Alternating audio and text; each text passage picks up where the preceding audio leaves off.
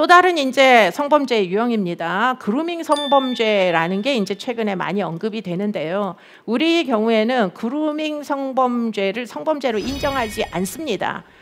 외국의 경우에는 그루밍 과정이 있으면 전통적인 강간에 해당하는, 예컨대 저항을 못했더라도 그래도 성범죄를 인정해주는 나라들이 많이 있습니다. 영미권 국가에서는 특히 아동 청소년의 성범죄를 예방하기 위해서 그루밍 성범죄 예방법을 집행을 합니다. 그래서 엔타이 그루밍 로라고 하는데요. 그런 법률을 운영하는 국가들이 굉장히 많이 있습니다. 무슨 얘기냐?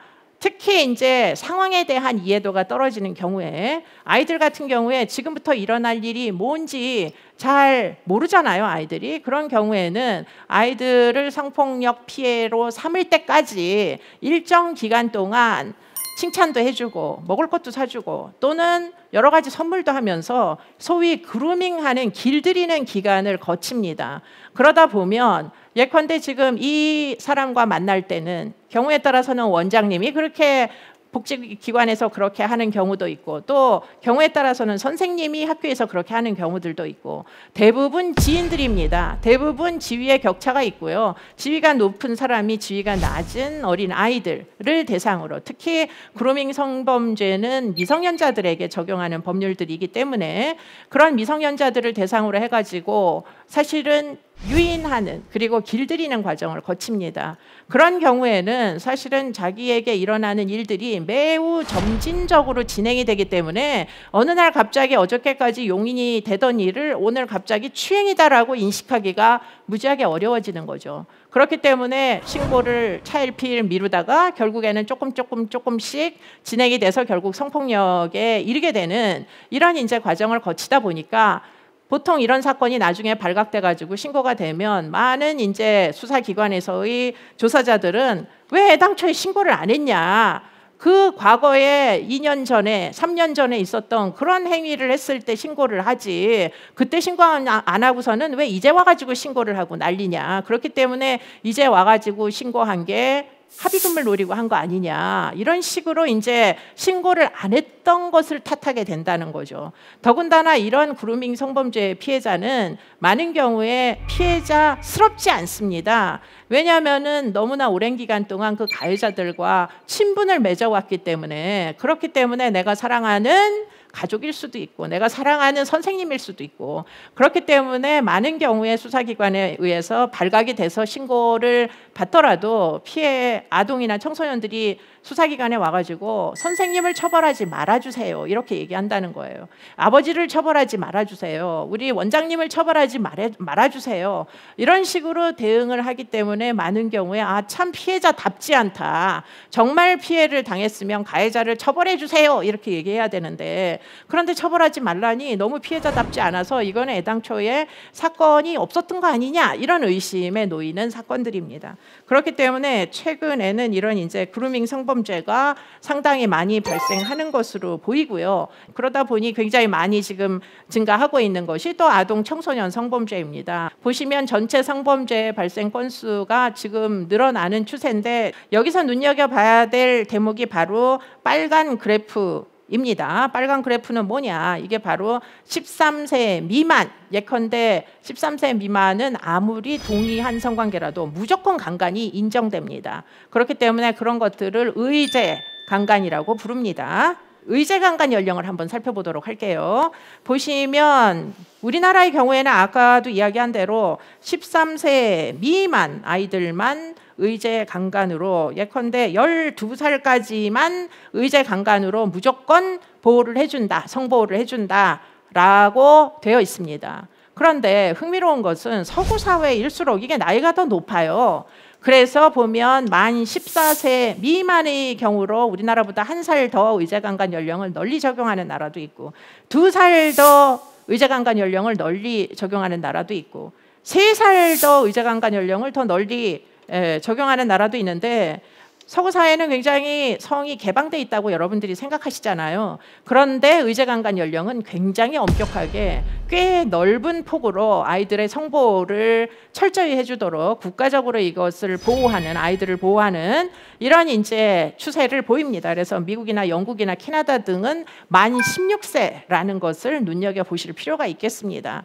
그렇다면 이 얘기는 무슨 얘기냐? 예컨대 15살까지의 아이들의 성적인 자기결정권은 아이들의 상황 판단력이 완전히 어른처럼 다 성장해 있지 않기 때문에 아이들이 성관계를 가져야지 라고 하는 의사결정, 그 중에서도 보통 보면 연령의 차이를 두거든요. 5세 이상 아저씨들, 예컨대 성인들하고의 성관계를 가져야지 하는 이런 의사결정을 할 때 이것을 과연 합리적인 의사결정이라고 볼 수 있느냐 하는 부분에서 15세까지는 합리적인 의사결정이라고 보지 않겠다. 아직은 미성년자들이 아직은 세상을 잘 몰라서 예컨대 채팅 앱에서 결국은 가출을 해서 오늘 잘 곳이 필요합니다라고 올리는 그 순간에 아이들은 정말 잘 곳이 필요한 거지 성관계를 하고 싶습니다 올리는 게 아니잖아요. 그런데 문제는 성관계를 하고 싶다고 올린 것처럼 취급하는 아저씨들에 의해서 너무나 많은 아이들이 가출 청소년들 그리고는 뭐 그보다도 더 어린 아이들이 사실은 성폭행 피해에 노출이 되는 것은 이건 정말 심각한 문제다라고 볼 수 있겠죠. 만약에 우리나라에 100개 이상이 존재한다고 알려져 있어요. 그 수많은 무차별적으로 모든 사람과 서로 대화를 나눌 수 있는 그런 랜덤 채팅 앱 같은 게 만약에 미국이나 영국이나 캐나다에 있어서 만약에 아이들을 어른들이 유인에다가 성관계를 맺는다면 그 나라에서는 모든 이런 아저씨들을 다 찾아내서 사실은 엄벌에 처하는 것이 현실이다. 이렇게 얘기할 수 있겠습니다.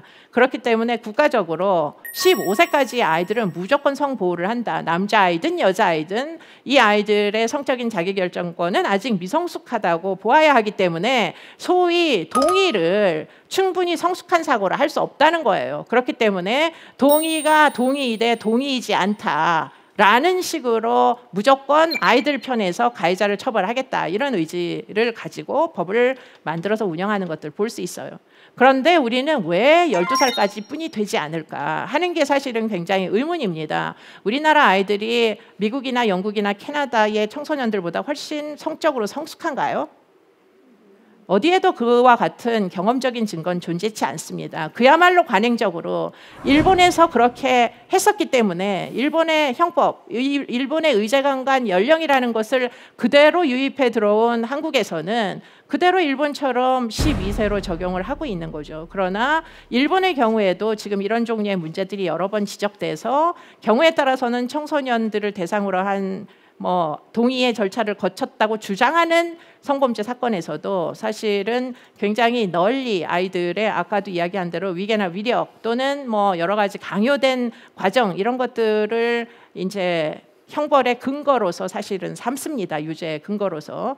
그런데 우리의 경우에는 여전히 굉장히 엄격하게 피고인 중심, 피의자 중심, 예컨대 가해자 중심의 인권을 침해하지 않는 여러 가지 형사 절차의 인권 보호적 조치 때문에 이 피고인들은 사실은 자신의 주장을 얼마든지 할 수 있고 예컨대 이 미성년자 아이들의 그야말로 어리석은 이런 이제 선택 그리고는 자신의 입장을 제대로 진술하지 못하는 취약함 이런 것들을 이용해서 사실은 성범죄로부터 요리조리 빠져나가는 케이스들이 생각보다 꽤 많다는 것입니다. 아마 여러분들 머릿속에 떠오르는 여러 가지 사건들이 사실 존재할 거예요. 제가 굳이 그 사건들을 나열할 필요도 없이 어떤 사람은 연예인을 시켜주겠다고 유인을 해서 중학교 여자아이를 결국은 성폭행을 하고 임신하고 출산하게 만든 다음에 결국에는 나중에 문제를 삼았을 때도 동의된 성관계라고 주장해서 유죄를 받지 않은 자도 있고 그 외에도 지금 여러 비슷한 사례들은 우리나라에도